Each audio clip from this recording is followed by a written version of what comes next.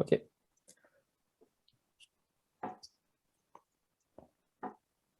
Hi everyone. So today we have a special seminar with PhD student and postdoc from the links. We will first start with the presentation of Maxime Mouchet, who is postdoc at Lipsis. Then we will have the presentation of the PhD student Matthieu Gouel from Lipsis, Pierre Civit from Lipsis, Simona Ramos from Nokia Bell Labs, Abhimanyu Rawat from Nokia Bell Labs, and Théo Delemazure from Nokia Bell Labs. So please, Maxime, you can start. Okay, thank you. So hi everyone, my name is Maxime Mouchet. I'm a postdoctoral researcher at the Lipsis at Sorbonne University, and we work on the measuring the internet. So I'm part of the Dioptra team, which is led by Timur Friedman and Olivier Fourmeau. And basically, we currently have two main projects. The first one is to provide state-of-the-art maps of the internet. So this is the goal of Matthieu, which will present right after me, PhD thesis. And it's following the work of Kevin, PhD thesis, which ended in 2020 at Lipsis also. And our second project is to build a new generation of measurement platforms following measurement platforms like Planet Lab. And myself, I'm working on both of this project. So the goal of internet cartography is very simple. Internet, it's a set of networks interconnected by routers, and usually network operators, they do not publish their topology. They don't say how much routers they have, how they are connected, and so on. So the goal is to try to identify as much links and routers as possible by performing end-to-end measurements from a simple internet connection. So just using a random computer connected to the internet, try to find these routers and these links. There are multiple challenges. For instance, between a source and a destination, you can have multiple paths. And sometimes the path you take is random or is based on the data of the content of your probes. So it's not easy to identify all the paths. So Matthieu has gave a talk on that on the Links Internet Measurement Reading Group last week. So feel free to watch if you're interested. It's also easy to discover interfaces and links between interfaces, but knowing which interface belongs to the same router is hard.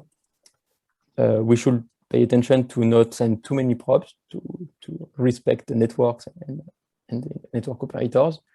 And we don't see the same things on the internet depending on what kind of probes we send and from where we probe. So depending on our location in the network, we don't see the same things. So our work in our team on internet cartography is to improve on the state-of-the-art system. So basically discover more nodes, more links, and do it faster than what is currently done. And one of the end goal is to exploit this data to study the microdynamics of the internet. So currently, people, they can map the internet every few days, and they can study over weeks or months. How does the internet change? Is there new links, new routers? Is there some time of the year where special things happen?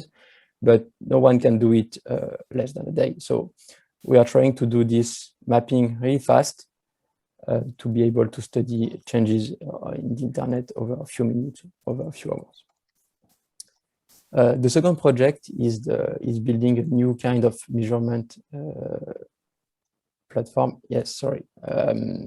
I didn't start my timer, so I didn't know how much. Anyway, our second project is to build a new kind of measurement platform. So basically, all the measurement platforms that were existed until now, they were based on custom software and dedicated hardware. So in the end, they almost all died because it was too expensive to maintain and things get outdated and so on.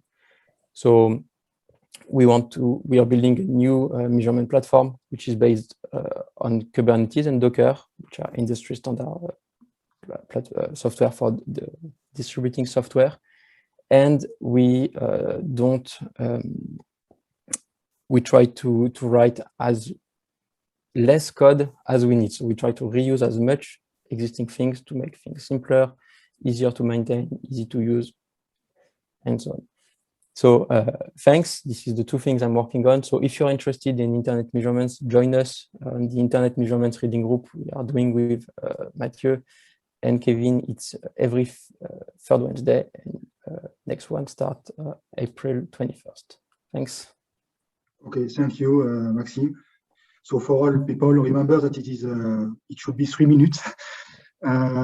Just thank you also for taking in charge of this Internet Measurement Reading Group with Matthieu, Maxime. And any question in the audience? I have a question, if I may. Yeah. So Maxime, you in one of your slides you listed several platforms.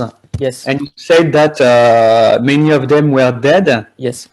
So I was wondering, why do you think that for your own platform it will survive in the next years? What is the gap in terms, I don't know, in terms of funding, sustainability, design that could explain that your platform will survive? Yes, good question. So I'm really sorry because I don't have much time until 2 p.m. But to answer quickly, so the first one is that by using software that is already widely used in the industry and making minimal modification to the software, basically other people will maintain the software for us. People will maintain Kubernetes and Docker, so we will not have to do this job. The second thing is that if we can find a way for the platform to that people have an interest in running a node, for example, RIPE Atlas, if you run a node, then it can provide measurements on the health of your network and so on. So basically, we want people to be kind of a self-interest to host nodes,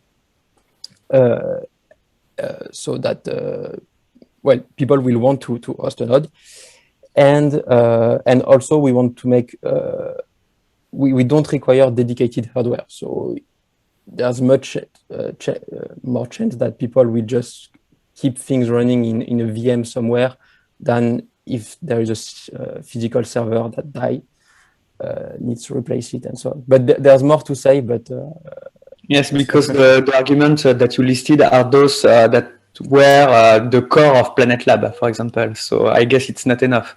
I agree, but for example, Planet Lab, it requires dedicated hardware. You need the physical server that you install in your university. Here, you can run an EdgeNet node on the cloud, AWS, GCP, and so on. You can run it on a VM on a machine you already have, and so on. Okay. Okay, thank you. Okay, thank you, Maxime, and thank you, Marc-Olivier, for your question. Sorry, but we do not have much more time for you, Maxime, as you need to switch to another meeting. And thank you for your presentation. Yes, thanks, and well, let's discuss that in more details another time. But I think you are working with Matthieu, so if people have some questions, then we can discuss with Matthieu about what you are doing also. Feel free to ask everything to Matthieu. He will be pleased to answer. Okay. Okay. So I have to leave. Okay. See you. Bye bye. Matthieu, your turn. So can you share your screen? Okay. And you can start. Okay.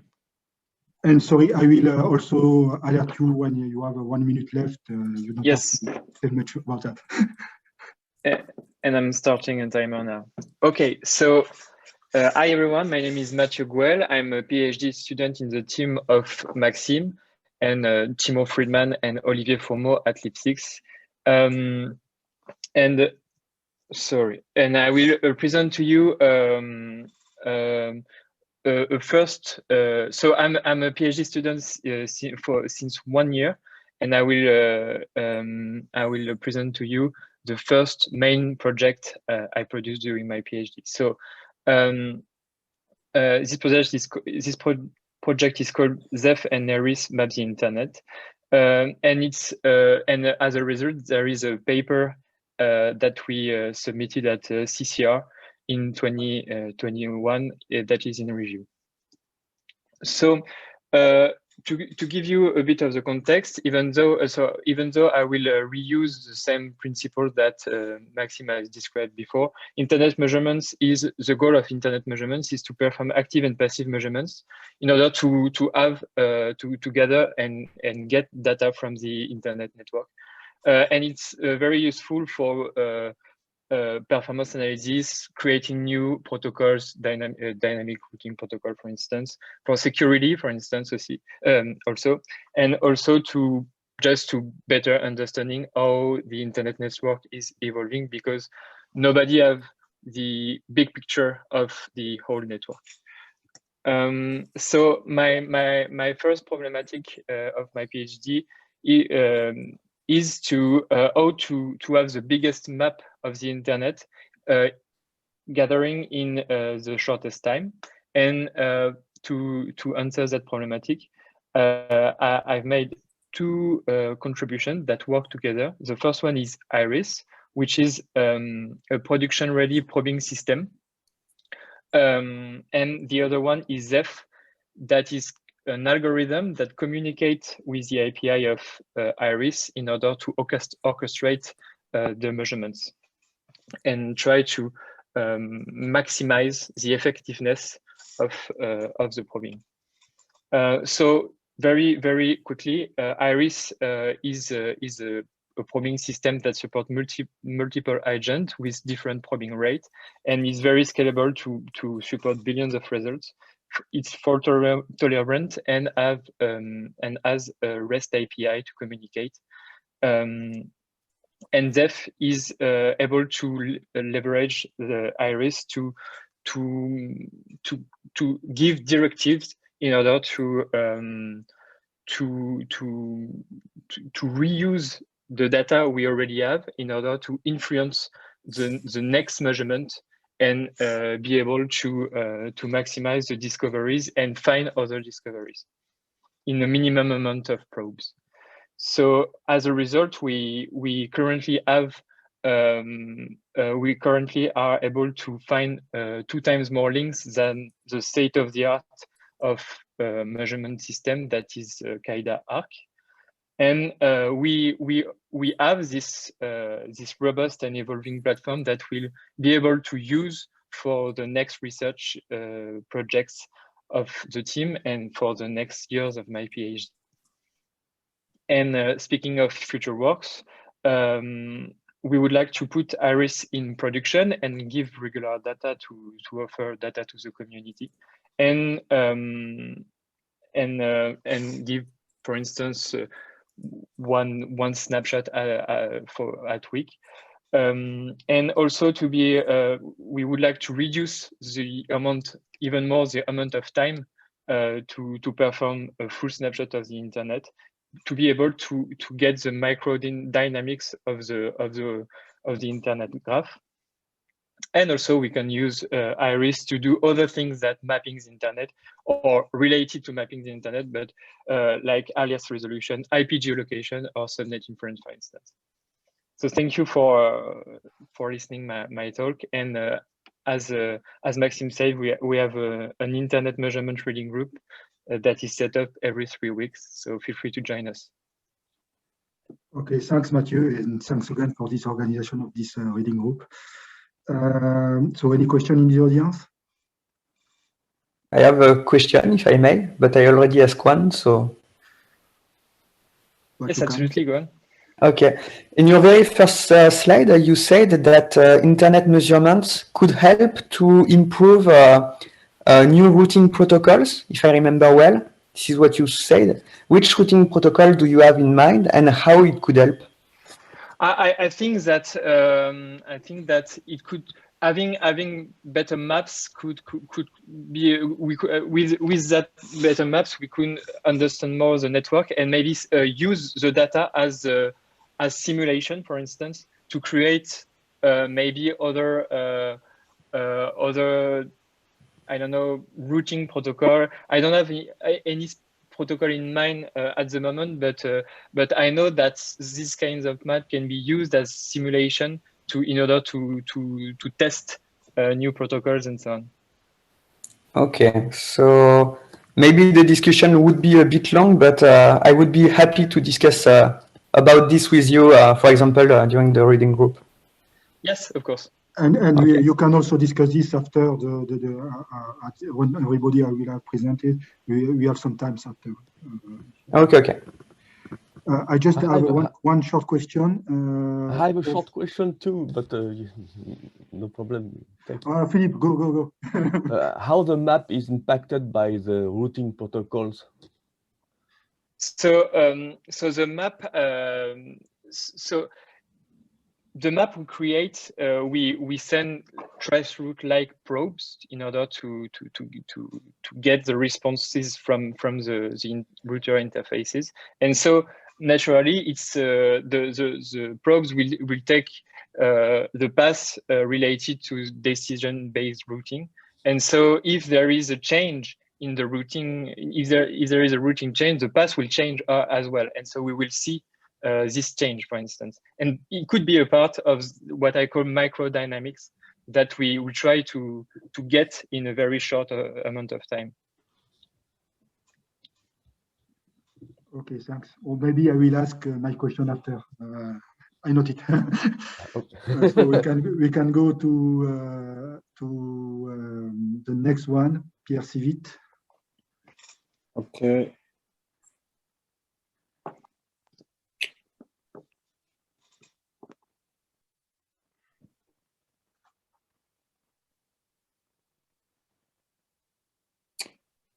Can you see my screen? Yeah.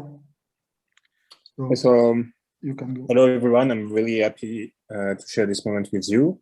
So today I will present to you my work on accountability.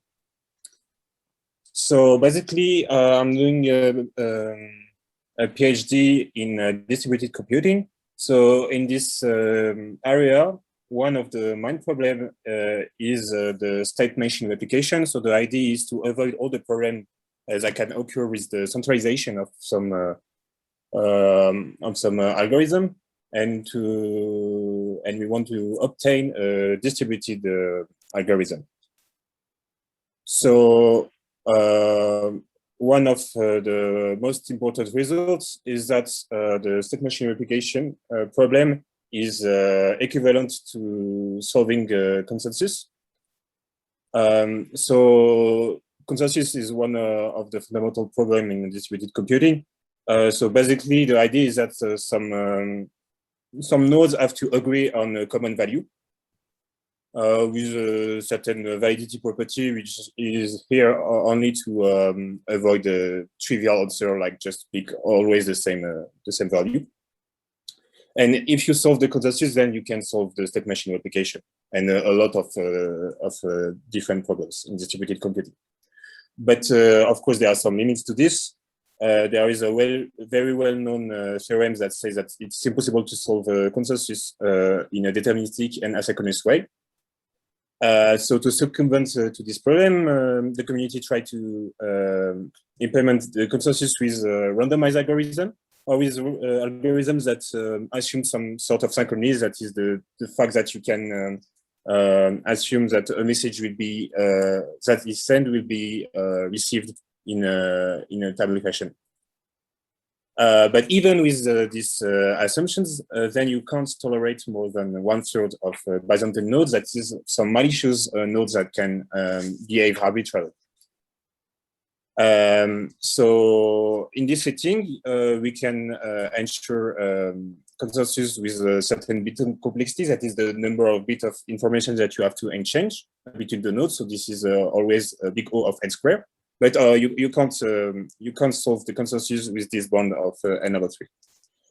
You can't also ensure a sort of graceful degraded Byzantine agreement.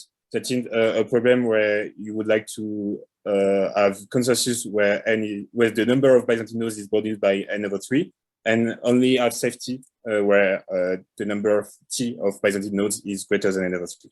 That is why we have this motivation of accountability. That is when you have a disagreement, that is the safety property is violated, you want to eventually detect the Byzantine nodes. So basically the nodes will exchange some pieces of information. So they are exchanging some messages with a cryptographic chain. And so you have non-reputability. That is, when you receive a message that is signed by another node, you can say for sure that this message has been sent by this node. And of course, correct nodes can exchange the messages that they have to merge the pieces of information that they collected individually. And with this, you can try to obtain a sort of proof of culpability that is some collection of pieces of information that are non-reputable and are sent by the same node and who are not allowed by the distributed algorithm. So here you can imagine that Alice sends some red and green messages, and this is not allowed by the algorithm. So we did some contributions for this problem. So there are two papers. The first one is polygraph, and has been accepted at ECDS 2021. And the other one is in review in POTC now during this month. This is crime and punishment in distributed protocols. And what we have shown is that commission fault, that is the fact that a node is doing something that is not allowed to do, is sufficient to tackle safety. Thereafter, we showed that we can divide this type of fault between evasion and equivocation. So evasion is when you are doing something without justification, and equivocation is when you are doing something which is conflicting.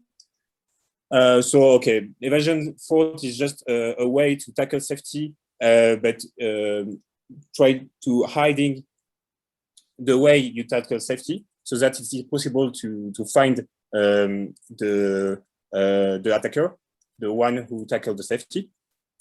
So there are some reason of indistinguishability that show that you can't obtain accountability with that type of attack. But we also show that, in fact, evasion fault is costly to detect. But fortunately, evasion fault is not necessary to be detected to ensure accountability. And because of this, we have been able to produce an accountable Byzantine consensus that has been so accepted in ECDSS 2021.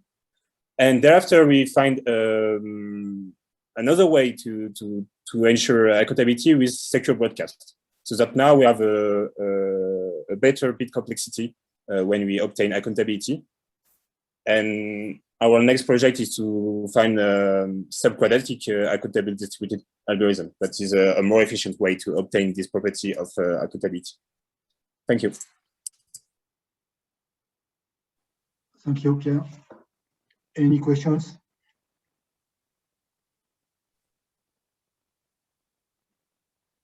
So maybe I will have one. In terms of application of what you are doing, what are you thinking, in which domain do you think that this will be really interesting to, what you are doing will be really interesting to be applied? Okay, the main idea is that if you obtain accountability, then you can have some system to punish the malicious players. For example, if you need to save in a deposit a certain amount of cryptocurrency, and because of this, if you are fearing a punishment, then you can go through a game theory setting, and you can circumvent the impossibility result of the consensus. So, for example, if you have a certain threshold of rational players among the Byzantine ones, then maybe, well, not maybe, you can ensure a gracefully degraded consensus with a higher bronze, with a better threshold. Okay, thanks. Assuming the player are rational. Other question? I have a quick question. Yeah. Just Pierre, did you look at problems beyond consensus from the accountability perspective?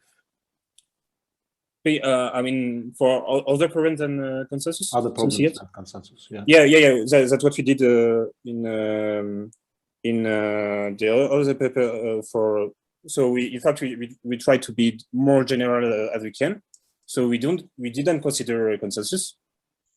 We consider all the asynchronous distributed algorithm. the randomized one and the partial synchronous one.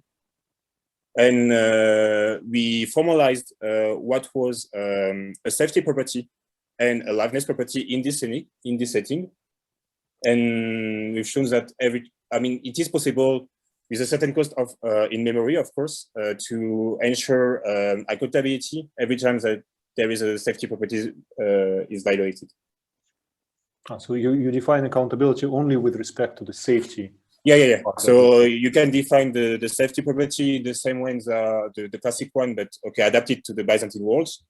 So there are additional points because of course you have to deal with the fact that the safety property has to be still true if you relax one guy who pretend to be correct but in fact is not, and so on and so forth. So you have some details, but after this, you can define the safety property in the Byzantine worlds, and thereafter you can say, okay, if the safety property is violated, then because of the secret broadcast, then you have the eventual detection.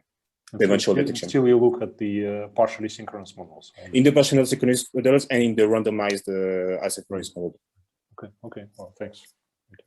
And so this paper is available anywhere, like this, the one?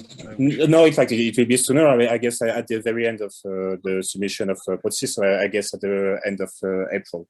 The crime and punishment. Okay, good. Thanks. Okay, thanks. So if there are other questions, we can discuss this after everyone will have presented. So the next one is Simona. Simona, you are on mute. Okay, can you tell me if you can see the screen, please? Not yet. Yeah, it starts. Yeah, you can see your screen. That's okay. So you can start. Well, okay, so I'm Simona Ramos. I am known as ESR4 in the Bandit project, which is part of the Horizon 2020 program of the European Union. My PhD is a multidisciplinary one. At the moment, I'm affiliated with Mouchet Labs and the University of Pompeu Fabra in Barcelona. The title of my PhD is Legal and Economic Analysis of Blockchain-Based Applications, Cyber Attacks, and Defense Techniques. So I don't come from an engineering background. I'm more of an economic and law background. So just to give a general overview of public blockchains, since we know them, that they are peer-to-peer distributed system with the aim of recording transactions between different parties in a permanent and decentralized way, where the trust in the system is based on a randomized algorithm. Besides the technicality, which I believe many of you are familiar with, there are different factors that influence the development of blockchain. Among them are maybe the main categories are the legal, technical, associated, and the economic ones. So these are forces that affect different blockchain applications in a different way. The one application that I'm going to be talking today, because of shortness of time, is cryptocurrency, which is maybe the most well-known blockchain-based application. In other words, cryptocurrencies are transaction system with properties equivalent to money, where we can also see the interconnection of legal and economic factors affecting a lot the system. So my research overview, or the current focus that I'm going to be talking, it's exactly in the domain of cryptocurrencies. I'm studying the interconnection between legal, technical, economic forces as an important factor in producing effective European policies. I will, for the sake of the analysis, divide the topic into three main interactions. One being the understanding the technical economic interaction, the techno-legal interaction, and the other one, economic and legal interaction. So the first one that I'm going to focus now is the technical economic one, which I submitted a paper on. In this focus, I'm trying to understand the impact of different types of cyber attacks, where I classify them in different categories, such as endogenous and exogenous, also detected or undetected in the case of majority or 51% attack. And I measure, using different econometric techniques, the impact on the economic returns of the cryptocurrencies. In this paper, we do find significance and impact of attacks produced in all the categories. The second interaction is a legal or techno-legal one. which there's a preliminary paper being submitted on.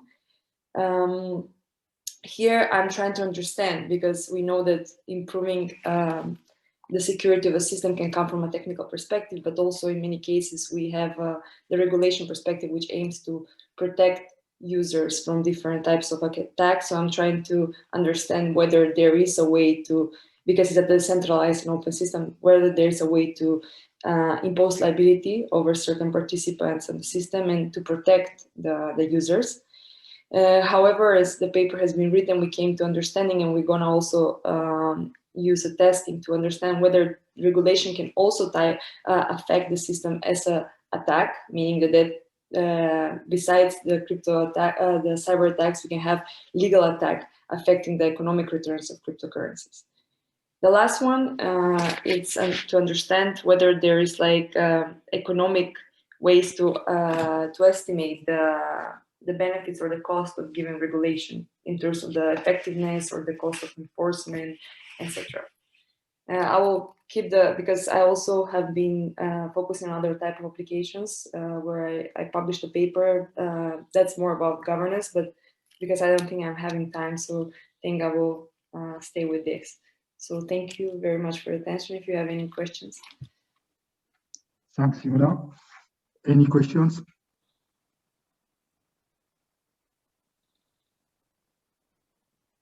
I have a question.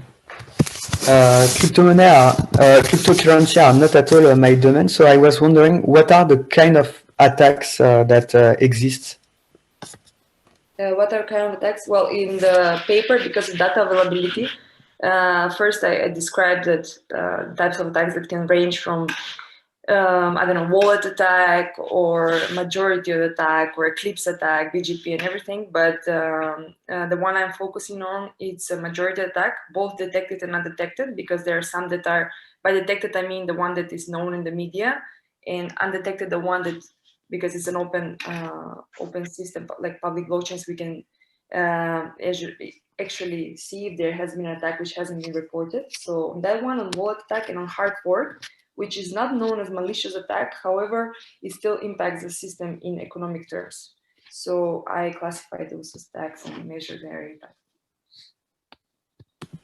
Okay, and I guess that it depends on the blockchain. I guess that if you consider, I don't know, Bitcoin or IOTA, the kind of attacks that you could consider are not the same. Yes, I mean, I focus on the most known attacks. There's almost no, I mean, non-known attack on Bitcoin, at least the one that produced impact. So the data gathered is, yeah, depends, because with IOTA, as far as I remember, there was like wallet attack happening. There are cases where wallet attack affects several cryptocurrencies at once. So there can be an attack on an exchange wallet provider. There can be an attack on wallet attack on a single wallet provider. So depending on the attack, of course. Yeah.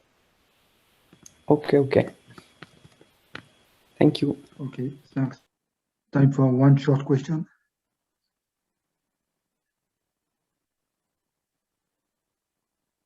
No question. So just one shot from my side. Which kind of do you have some mathematical theory that you are using in what you are doing? Which kind of theory?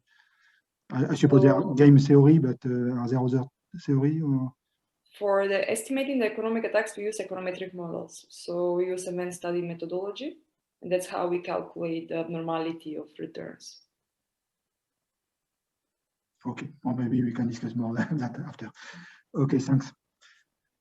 So next is Abhimanyu Rawat. Abhi? Yeah, of course.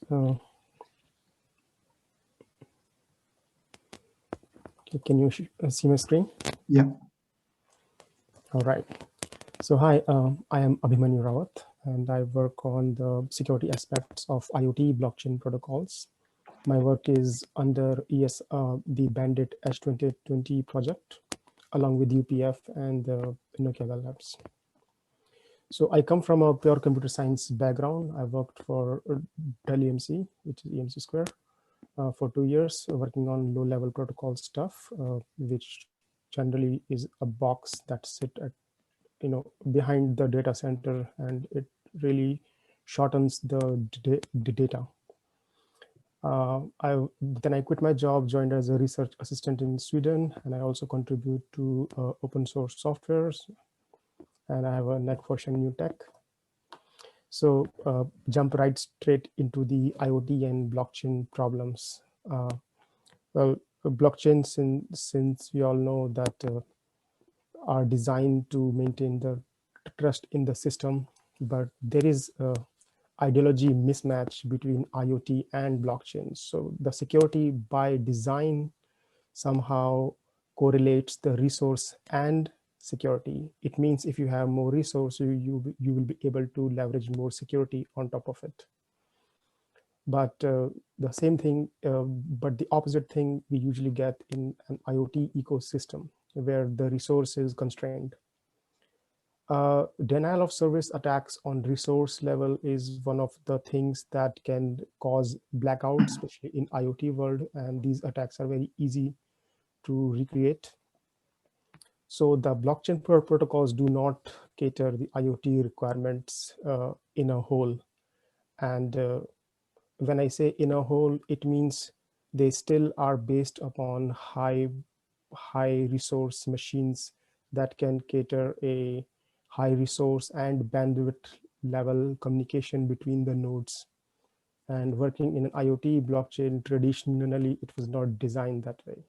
So the problem basically lies in the components of blockchain protocols.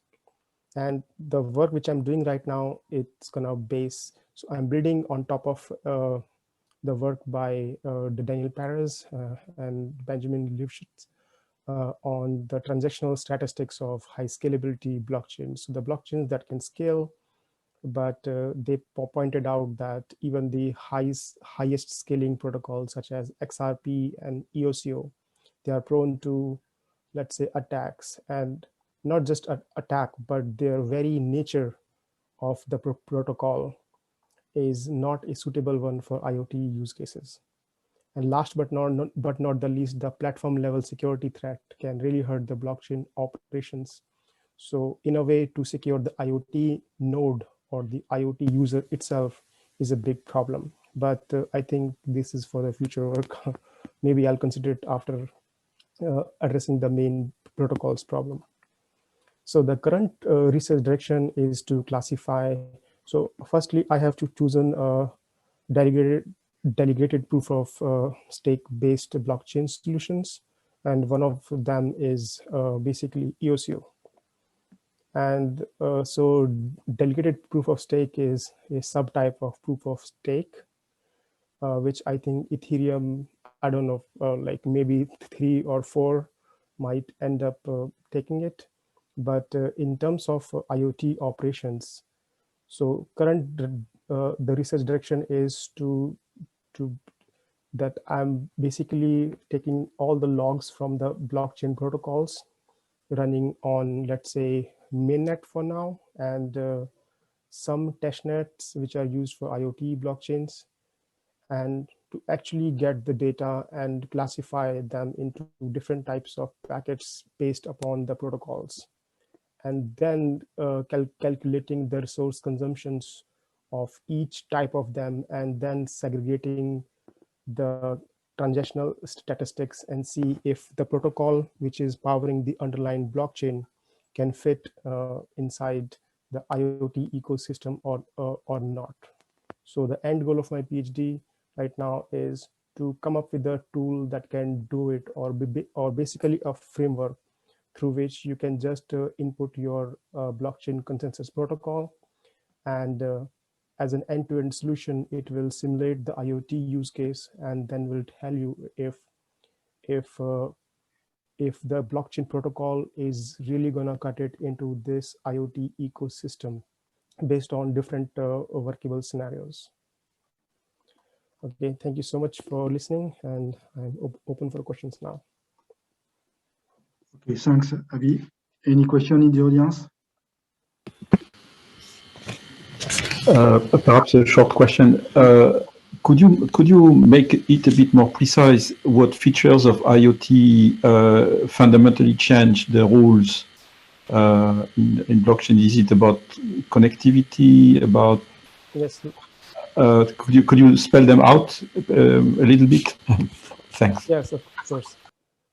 So basically, for example, in XRP, so just to maintain the consensus between the nodes in XRP protocol, there is huge overhead. So in a very timely manner, the protocol itself was doing non-transactional data traffic, which was highly significant, that if you put the same solution in IoT, it will not scale, because half of the time the consensus protocol will be a burden on IoT devices themselves. So it is like one of the major directions in which I'm working on. So this is in terms of rate then, I suppose, or is it in terms of connectivity? I think it's in terms of, so abstractly the resource management, and then it turns, and that comes down to the communication and computational capabilities.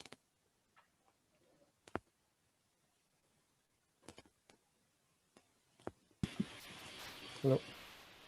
Yeah, I have two additional questions if we have time. So first, why do you think that blockchains could improve security? And second, how would you deploy a blockchain on top of IoT, which usually have very small capabilities, only few protocols, few CPU, etc., etc.? Okay, so your first question is about the IoT, the blockchain security, that how they improve it, right? So basically, right. Yeah.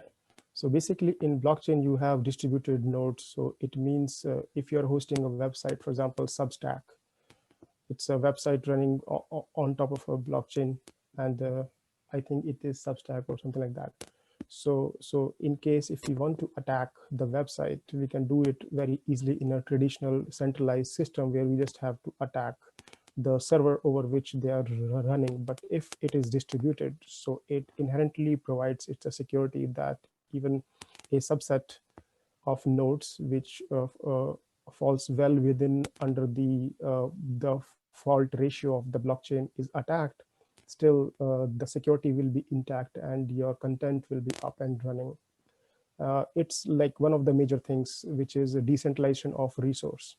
And then comes, so in blockchains, decentralization does not only mean that there is no, let's say, coordination party. It really means that what portion of the solution you are decentralizing. Decentralization can be of protocol as well, governance. For example, if you need to make some basic changes in protocol, this decision itself cannot be centralized.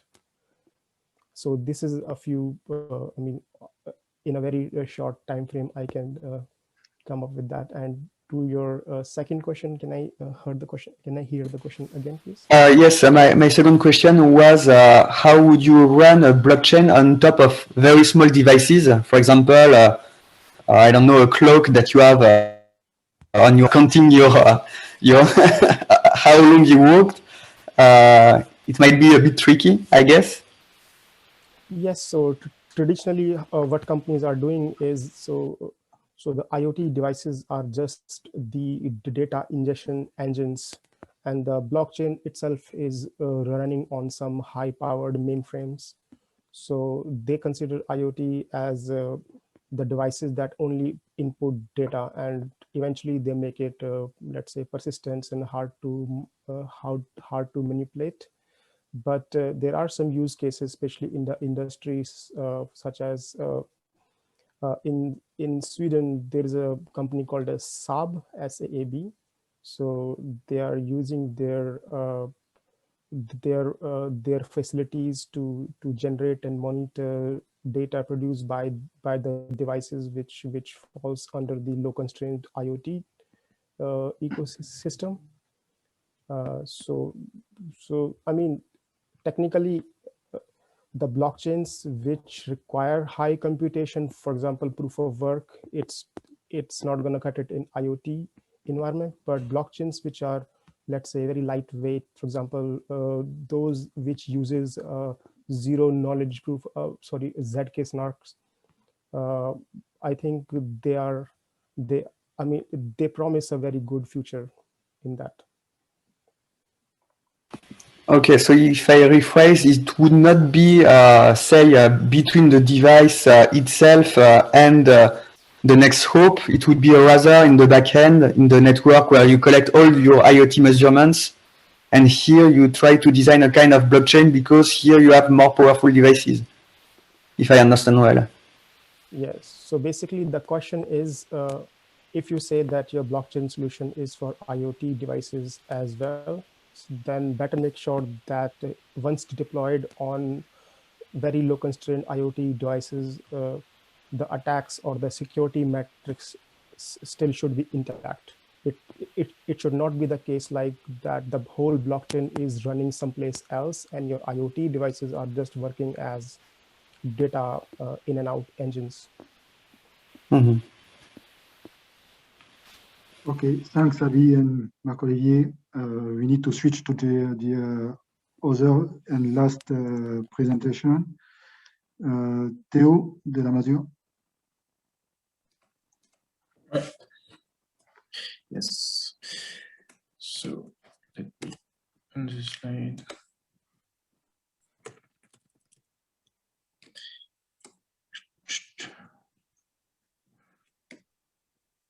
I think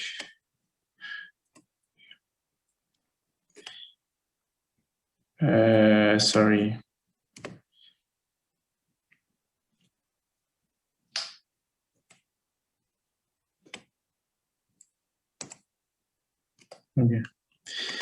Okay. So hello everyone. I'm Théo. I'm not a PhD student yet. I just finished an internship with François and Fabien at Nokia Bell Labs at the Links.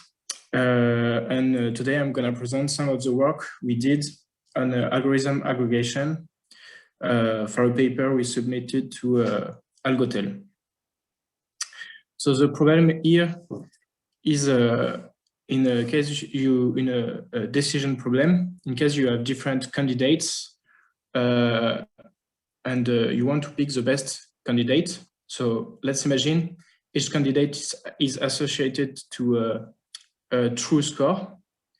And so we want to pick the candidate with the best real score. So for instance, here is candidate 2, but we only have algorithm prediction. So we have a bunch of algorithms which give us prediction about what they think the score of each candidate is, which are not perfect, as you can see. So the yellow squares are the prediction. The intuitive and easy method would be to take the average of the prediction of every algorithm. But so it's a good idea because most of the time it will work. But for instance, in this example, you can see that it will pick the third candidate instead of the second one. And that's because sometimes algorithms we use for decision problem, if you use a different algorithm, they can be really correlated and give very similar prediction. So for instance, here, the group of blue algorithm give always almost the same predictions. So for instance, we can imagine that they use the same model, but just vary one hyperparameter. And in this case, if the group of blue algorithm overestimate the score, then the average will be overestimated and it will be bad. That's why we proposed new methods that use these correlations between algorithms to give better results and take better decisions. So in our model, so we're using the scores of the different candidates shown here. So and using principal component analysis, we create embeddings for this algorithm in a n-dimensional space. So for instance, here a 3D space. For instance, here there is the y-axis for blue voters and the z-axis for green algorithms. And the yellow algorithm is between the blue group and the red group. And now we have embeddings and scores. And maybe using the embedding, we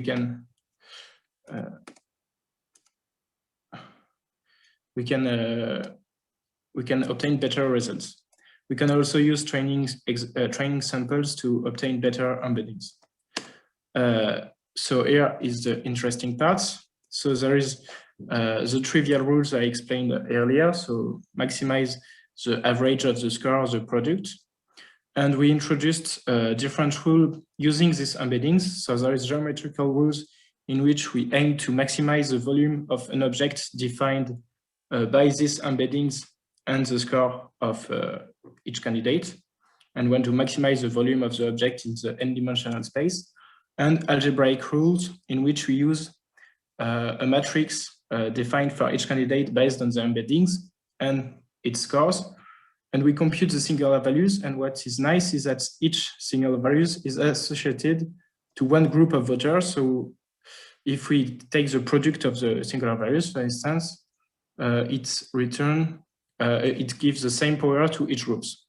We also compared our rules to maximum likelihood optimization because it's a natural way to solve this problem of aggregating algorithm, but we need a strong assumption on the law behind the algorithm.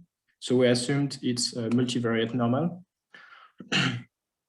And here are one of the results we obtained. So we compared the different rules, so trivial rules, average and product of scores. Oral, so this is the sum of singular values. SVD-Nash is the product of singular values, and maximum likelihood rules. The y-axis is the quality of the decision taken by the aggregating rule, and the x-axis is the number of training sample we had. And as we can see, so oral is the blue one and is better than it's outperforming every other rule. And more importantly, it does not need any training example to perform well, in opposite to maximum likelihood, which need a lot of training samples. So thanks a lot. So yeah, in summary, this is one of the things I did during my internship, but we also studied these voting rules in more social choice way. For instance, we studied the manipulation behind the different voting rules we used. And in future works, we want to explore this deeper and find use case of this model in classic computational social choice. Thank you for listening. Thank you, Théo. If there is any question. Yeah, question. On my side, I'm not sure to have fully understand the problem that you presented at the very beginning. I didn't understand what are the colored diamonds. Is there a meaning, the 12, the 13, the 15, is it important, the position on the x-axis? I'm not sure to understand the problem that you are trying to solve. So I had to be quick. So the problem is that we have different alternatives. So we want to pick one of the candidates. Each candidate is associated to a score. So some candidates are better. So the score is constant. The score remains constant. Yeah, it remains constant, and we don't know the score. That's the thing. We only have algorithms which approximate the score and give a prediction or an approximation of the score. So this is the squares, and some of them, for instance, the blue algorithm always gives similar predictions. For instance, imagine you want to take a decision, but you have a lot of algorithms. Some of them perform well on some examples. Other perform well on other kind of inputs. So you want to take into account every prediction. But so what is shown here is that correlations between algorithms can make the, so if we don't take into account the correlations, the average of all prediction will not always be very good. For instance, if a group of algorithm with very similar prediction overshoot and is like two-thirds of the population of algorithm, it will the average will be overestimated too. Okay, so if I understand well, the x-axis is the set of possible value of the score. Yeah. The real value is the constant represented by the red circle, and then you have several probes: the blue probes, the yellow probes, the green probes, and the red probes. And if you average all of them, it corresponds to the vertical arrow. Yeah. And your goal is to select the best probes, I guess, to estimate the hidden score. Is it correct? Yes. So there is the legend in the right, but yeah, I know it's not sufficient. No problem. It's no problem. I just wanted to be sure to understand the problem. Now it's okay. Thank you. Yeah. Maybe can I ask something? Yeah. With just the small detail that, in fact, most of the time, you don't know the repartition of the algorithms in the blue, green, and so on. So you might have algorithms that are close to each other, but you don't know it, and you also try to discover it on the fly that, in fact, they are similar algorithms. And that may be failing in the same time and being right in the same time. So at the beginning, the probes are uncolored. This is what you say? Exactly. Yeah. So yeah. Okay. I colored them so we can understand why we have an issue. But what we are seeing is this slide. So we have prediction. No, we are not seeing the real score, but we just see the yellow squares. Okay. Thank you, Marc-Olivier, for your question. Now I understand better also. I didn't understand at the beginning that the axis was the. Yeah, sorry. maybe you told it orally, but when you I was very. No, I went too fast, I think. You learn. It's okay. You learn. It's not easy to present in a very short time what we research. Okay, thanks. Other question for Théo?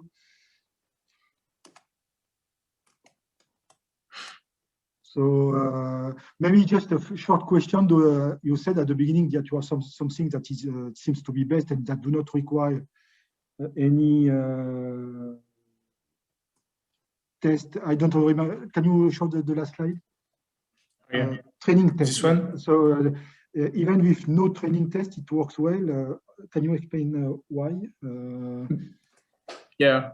So if we have no, no problem. Even if we have no training samples, we still have the 20 candidates we want to rank in the decision problem.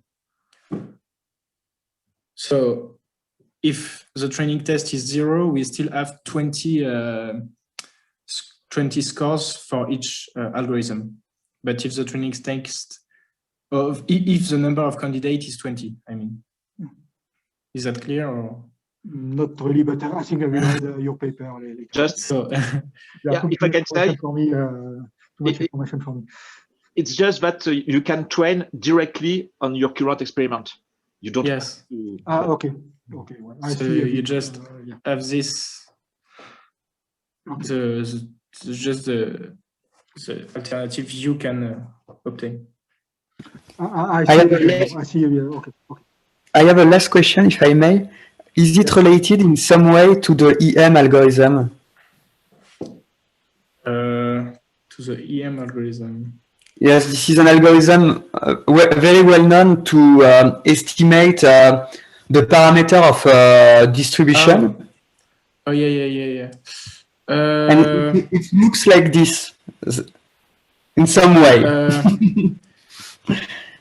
I don't think it's very similar.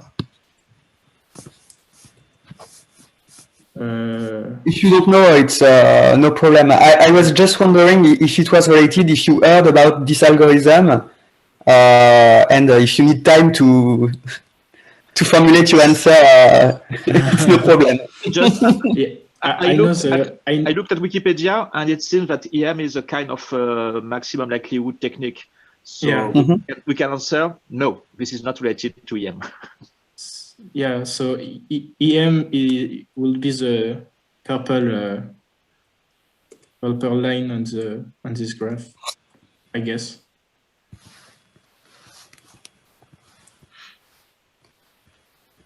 Yeah, and what we want to sell is the blue line. Yeah. It's a concurrent approach. It's the same goal, the same input, the same output, but not the same way to proceed. Exactly. Okay. Okay, thanks. So thanks